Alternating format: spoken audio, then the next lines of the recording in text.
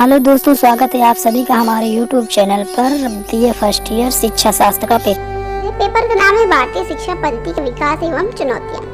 तो दोस्तों आज का हमारा टॉपिक है राष्ट्रीय शिक्षा नीति, जो कि 1986, 1992 और 2020 इन तीनों के बारे में डिटेल में बात करेंगे। वीडियो बहुत इंपॉर्टेंट है। वीडियो क्लास में मैंने कुछ इंपॉर्टेंट क्वेश्चंस बताए, इसलिए वीडियो क्लास तक जरूर देखिएगा और वीडियो अच्छी लगे तो लाइक कर दीजिएगा। चलिए स्टार्ट करते हैं। तो स्वतंत्रता प्राप्ति से पहले भारत की राष्ट्रीय नीति ब्रिटेन के हित में ध्यान में रखकर ब्रिटिश सरकार ने बनाई। फिर जब हमारा देश आजाद हुआ तो राष्ट्र के पुनर्निर्माण का कार्य भी आरंभ हुआ। तो शिक्षा को राष्ट्र के निर्माणकारी उपकरण के रूप में उपयोग के लिए निश्चित नीतियों का निर्धारण करना जरूरी समझा गया। इसीलिए शिक्षा समानता, सहयोग, सहअस्तित्व तथा सहकारिता जैसे प्रजातांत्रिक गुणों को लाने का सशक्त साधन मानी जाती है। तो इस साधन का सर्वप्रथम उपयोग तभी संभव है जब शिक्षा को सशक्त और व्यवहारिक रूप से उपयोगी नीतियों द्वारा बनाया जाए।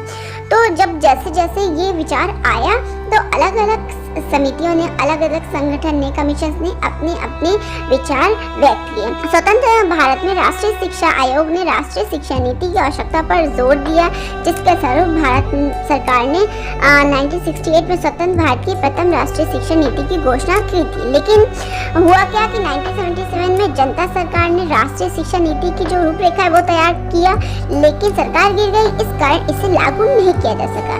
फिर 1984 में तत्कालीन प्रधानमंत्री श्री राजीव गांधी जी ने शिक्षा नीति में परिवर्तन की आवश्यकता महसूस की, जिसके फलस्वरूप 1986 में नई शिक्षा नीति को लागू किया गया और इस प्रकार नई राष्ट्रीय शिक्षा नीति के अकॉर्डिंग ही शिक्षा प्रदान की जाने लगी। फिर जैसे उनकी सरकार चेंज हुई तो 1990 में तत्कालीन केंद्र सरकार ने आचार्य राममूर्ति की अध्यक्षता में एक 17 सदस्यीय समिति का संगठन किया, मतलब कि पुनः शिक्षा नीति में परिवर्तन लाने पर उन्होंने जोर दिया। तो इस प्रकार 92 में संशोधन हुआ और 92 में नई राष्ट्रीय शिक्षा नीति यानी 86 के बाद 92 में फिर से स्थापना की गई। तो राष्ट्रीय शिक्षा नीति 1986 का मूल्यांकन करके उसमें परिवर्तन और परिमार्जन करके 92 में फिर से लागू किया गया।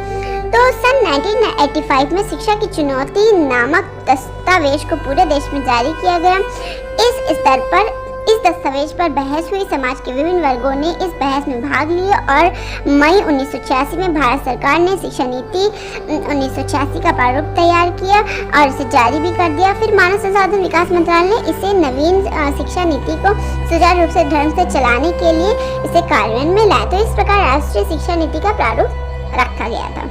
1986 की शिक्षा नीति भारत सरकार की पहली राष्ट्रीय शिक्षा नीति है, जिसमें नीति के साथ उसके क्रियान्वयन की पूरी योजना भी प्रस्तुत की गई और साथ ही इसके लिए पर्याप्त संसाधन भी जुटाया गया। राष्ट्रीय शिक्षा नीति 1986 का दस्तावेज 12 भागों में विभाजित किया गया। तो उनके बारे में संक्षेप में अगर बात करें तो हर एक भाग में अलग अलग पॉइंट्स को रखा गया। यदि भाग 1 की बात करें तो उसमें प्रस्तावना को, यानी हमारे संविधान की प्रस्तावना और राष्ट्रीय शिक्षा नीति की प्रस्तावना को इस तरह से प्रस्तुत किया गया कि जो पूरी शिक्षा नीति है ना, उसके संपूर्ण प्रारूप को समझा जा सके। तो प्रस्तावना में स्पष्ट किया गया कि राष्ट्रीय शिक्षा नीति 1968 का व्यापक प्रभाव पड़ा। सभी प्रांतों ने 10+2 और +3 की संरचना को स्वीकार कर लिया।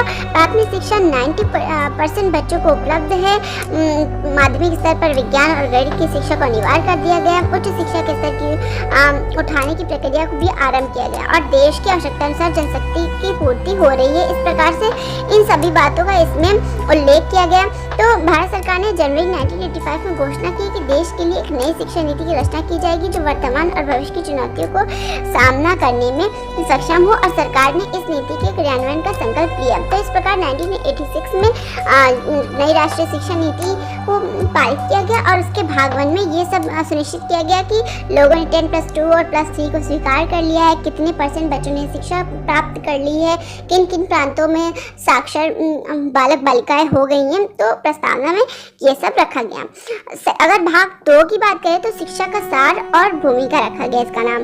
तो हमारे राष्ट्रीय परिप्रेक्ष्य में शिक्षा सभी के लिए है। हमारे सर्वजन विकास का ये आधार है। शिक्षा संवेदनशील और प्रत्यक्षीकरण को परिमार्जित करती है, जो राष्ट्रीय एकता, वैज्ञानिक दृष्टिकोण और मस्तिष्क व आत्मा की स्वतंत्रता को बढ़ाता है। यानी भाग 2 में शिक्षा सार और भूमिका को रखा गया कि शिक्षा से हमें क्या प्राप्त होगा, उसका सार क्या है, उसकी क्या भूमिका मानव जीवन में होनी चाहिए। यदि भाग 3 की बात करें तो शिक्षा की राष्ट्रीय प्रणाली को रखा गया। तो भाग 3 में स्पष्ट किया गया कि राष्ट्रीय शिक्षा प्रणाली में संविधान की मूल धारणा एक निश्चित स्तर तक बिना किसी भेदभाव के सभी को समान शिक्षा उपलब्ध हो और सर्वोत्तम वरीयता दी जाए इन सभी को। साथ ही पूरे देश में समान शिक्षा संरचना 10+2+3 लागू होनी चाहिए। तो इन सभी का सुनिश्चितीकरण भाग 3 में किया गया। यदि भाग 4 की बात करें तो समानता के लिए शिक्षा का प्रावधान इसमें रखा गया। तो भाग 4 में ये स्पष्ट किया गया कि नई शिक्षा नीति में असमानता को दूर करने पर बल दिया जाएगा। महिलाओं की स्थिति में आधारभूत परिवर्तन लाने के लिए शिक्षा का उपयोग किया जाना चाहिए। अनुसूचित जातियों को प्रोत्साहन, पूर्ण मैट्रिक छात्रवृत्ति योजना, सतत सूक्ष्म योजना, अनुसूचित जातियों के अध्यापकों की नियुक्ति, इन सभी का यानी समानता, इक्वालिटी के लिए एजुकेशन होनी चाहिए, तो सबके लिए होनी चाहिए। तो इसका सुनिश्चितीकरण भाग 4 में किया गया। यदि भाग 5 की बात करें तो विभिन्न स्तरों पर शैक्षिक पुनर्गठन किया गया। यानी भाग 5 में 5वें भाग में पूर्व प्राथमिक स्तर पर शिशुओं के पोषण, प्राथमिक स्तर पर बच्चों की रुचिपूर्ण क्रिया, माध्यमिक स्तर पर गति निर्धारक विद्यालय की स्थापना और उच्च स्तर पर खुले विश्वविद्यालय की स्थापना पर बल दिया गया। साथ ही यह घोषणा की गई कि चुने हुए क्षेत्रों में रोजगार की उपाधि से विलय करने की शुरुआत की जाएगी। यानी 5वें भाग में विभिन्न स्तरों पर शैक्षिक पुनर्गठन किया गया और उनके ऑर्गेनाइजेशन पे ज्यादा ध्यान दिया गया, उन्हें रीऑर्गेनाइज करने पर बल दिया गया। यदि भाग 6 की बात करें तो इसमें तकनीकी एवं प्रबंधन की शिक्षा को महत्व दिया गया। यानी इस भाग में तकनीकी तथा प्रबंधन शिक्षा के पुनर्गठन में 20वीं शताब्दी के अंत तक की अनुमानित परिस्थितियां, विशेषकर अर्थव्यवस्था, सामाजिक वातावरण, उत्पादन व प्रबंधन प्रक्रिया में होने वाले संभावित परिवर्तन, ज्ञान की तीव्रता से बढ़ोतरी, विज्ञान, इन सभी को उल्लेख और इन सभी की उन्नति पर ध्यान दिया गया। यदि भाग 7 की बात करें तो शिक्षा प्रणाली का क्रियान्वयन के बारे में इसमें रखा गया, यानी मेकिंग द सिस्टम वर्क। तो भाग 7 में सर्वोच्च बौद्धिकता, लक्ष्य की गंभीरता तथा नवाचार का सृजनशीलता के लिए आवश्यक स्वतंत्रता के वातावरण में शिक्षा का प्रबंधन करने की आवश्यकता पर बल दिया गया। भाग 8 की बात करें तो शिक्षा के पाठ्यक्रम तथा प्रक्रिया का अवनीकरण, यानी इस भाग में सांस्कृतिक मूल्यों और वैज्ञानिक सोच में समन्वय करने पर बल दिया गया। मूल्यों की शिक्षा और भारतीय भाषाओं में विकास के साथ साथ गणित और विज्ञान की शिक्षा पर भी बल दिया गया और स्वास्थ्यवर्धक क्रियाओं, खेलकूद आदि पर भी बल दिया गया। और अंत में परीक्षा प्रणाली का मूल्यांकन और प्रक्रिया को सुधार के लिए सुझाव भी दिए गए। यानी इस भाग में प्रक्रिया और अवनीकरण, रीऑर्गेनाइजेशन पर बहुत ध्यान दिया गया। यदि भाग 9 में बात करें तो इसमें अध्यापक के लिए प्रावधान रखा गया। तो इस भाग में अध्यापकों को रचनात्मक और सृजनात्मक दिशा में प्रोत्साहित एवं प्रेरित करने वाली परिस्थितियों के लिए तैयार करने के लिए सरकार के प्रयास की बात कही गई और अध्यापक चयन विधियों का पुनर्गठन करना चाहिए। संपूर्ण राष्ट्र में अध्यापकों को एक समान वेतन और सेवा शर्तों का प्रयास भी होना चाहिए। तो इन सभी बातों का भाग 9 में अध्ययन किया गया। यदि भाग 10 की बात करें तो इसमें शिक्षा प्रबंधन की बात की गई। इस भाग में प्रशासन के विकेंद्रीकरण पर बल दिया गया। राष्ट्रीय स्तर पर भारतीय शिक्षक सेवा, राज्य स्तर पर प्रांतीय शिक्षक सेवा और जिला स्तर पर जिला शिक्षा परिषद के गठन की बात की गई। शिक्षकों, नियोजकों, प्रशासकों और संस्थाओं के पर्यटनों के प्रशिक्षण की विशेष प्राथमिकता दी गई। यानी बेसिकली भाग 10 में मैनेजमेंट पे ज्यादा ध्यान दिया गया कि किनके विकास पे आपको ज्यादा बल देना है, किनकी उन्नति पे आपको ज्यादा ध्यान देना है। यदि भाग 11 की बात करें तो इसमें संसाधन और समीक्षा यानी रिसोर्सेस और रिव्यू पर ध्यान दिया गया। तो भाग 10 में दान, उपहार, शुल्क आदि की सहायता से संसाधनों को अधिकतम संभव तक बढ़ाया जाएगा।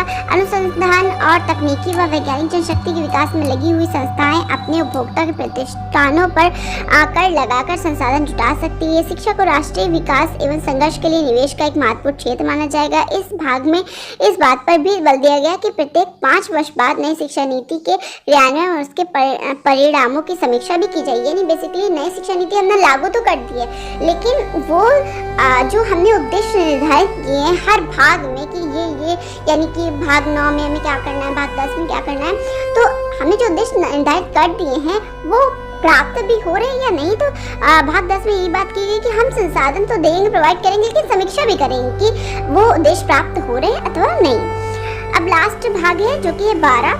तो इसमें भावी स्वरूप यानी फ्यूचर के बारे में बात की गई, मतलब उल्लेख किया गया। तो अंतिम भाग में ये विश्वास प्रकट किया गया कि हम निकट भविष्य में 100% साक्षरता का लक्ष्य प्राप्त कर सकेंगे और हमारे देश में उच्च शिक्षा प्राप्त व्यक्ति विश्व के श्रेष्ठतम व्यक्तियों में सम्मिलित होंगे। तो बेसिकली राष्ट्रीय शिक्षा नीति 1986 के इन सभी विवेचनों से स्पष्ट होता है कि यह नीति काफी अंशों से पहले की राष्ट्रीय शिक्षा नीति से मिलती जुलती है, यानी नई शिक्षा नीति में पुरानी नीति की कमियों को दूर करके नई परिस्थितियों के अनुरूप उसे नूतन रूप दिया गया, नवीन रूप दिया गया। लेकिन इसके साथ साथ नई नीति में अनेक नए संकल्प भी सम्मिलित किए गए, जिनका उल्लेख इस प्रकार है, जैसे कि 10+2+3 प्रणाली के प्रथम 10 वर्ष को 5+3+2 में विभक्त करने की राष्ट्रीय संरचना, राष्ट्रीय कार्यक्रम, शिक्षा के क्षेत्र में व्याप्त विषमताओं को दूर करने के लिए समानता के लिए नई शिक्षा, केंद्र सरकार का अधिक दायित्व, शिष्यों की देखभाल और शिक्षा, प्राथमिक शिक्षा की गुणवत्ता बढ़ाना, पेस सेटिंग, विद्यालयों की स्थापना, शिक्षा विभाग व शिक्षा संस्थाओं की स्वायत्तता, ग्रामीण विश्वविद्यालय, तकनीकी शिक्षा पर बल, जिला शिक्षा एवं प्रशिक्षण संस्थान, भारतीय शिक्षक सेवा। तो ये सभी नई शिक्षा नीति में जोड़ा गया। आगे आने वाली वीडियो में हम नई शिक्षा नीति के बारे में बात करेंगे, जो कि अब चल रही है। तो इसलिए अब इस चैप्टर से रिलेटेड क्वेश्चन देख लेते हैं। पहला क्वेश्चन है, राष्ट्रीय शिक्षा नीति 1986 पर प्रकाश डालिए, अथवा करके 1986 की राष्ट्रीय शिक्षा नीति में प्रतिपादित राष्ट्रीय शिक्षा प्रणाली को स्पष्ट कीजिए। राष्ट्रीय शिक्षा नीति के उद्देश्य व मूल्य तत्वों विशेषताओं का वर्णन कीजिए, अथवा करके राष्ट्रीय शिक्षा नीति 1986 की मुख्य विशेषताएं बताइए। फिर है, संशोधित राष्ट्रीय शिक्षा नीति के कार्यों का मूल्यांकन कीजिए, अथवा करके 1992 की राष्ट्रीय शिक्षा नीति का वर्णन कीजिए।